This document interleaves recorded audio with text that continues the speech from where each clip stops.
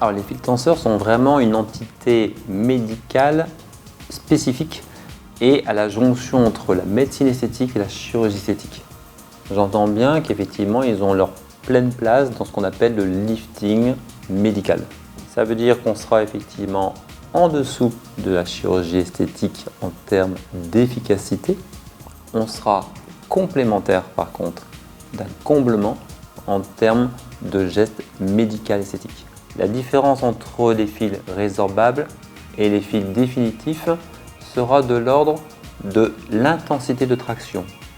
Les fils résorbables auront une traction dont je mettrai mes doigts de façon douce, une traction progressive et douce.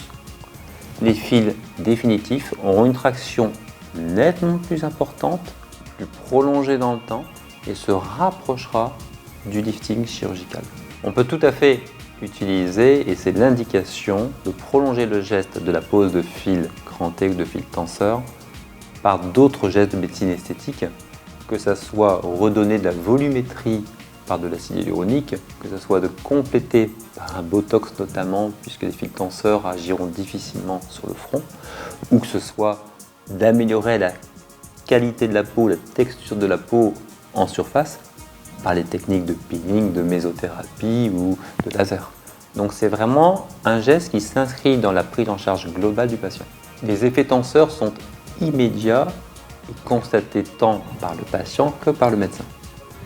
On va avoir deux types de réponses aussi.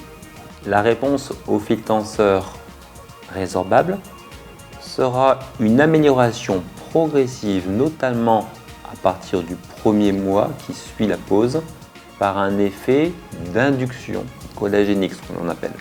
Donc une amélioration de la rétraction et de la qualité de la peau.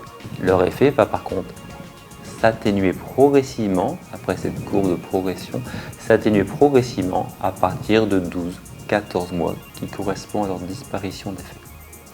Les fils définitifs, eux, auront un effet de traction immédiate, qu'on va pouvoir même excessivement améliorer, et qui va nous laisser capacité de revoir le patient 8 jours plus tard pour relâcher un peu le fil si la traction est trop importante. Cette traction est donc permanente puisque le fil est définitif en silicone médical non résorbable. Et tous les patients à qui j'ai posé des fils il y a maintenant 5 ou 6 ans n'ont jamais dû faire un geste complémentaire de la pose d'un autre fil et n'ont jamais dû subir une autre intervention.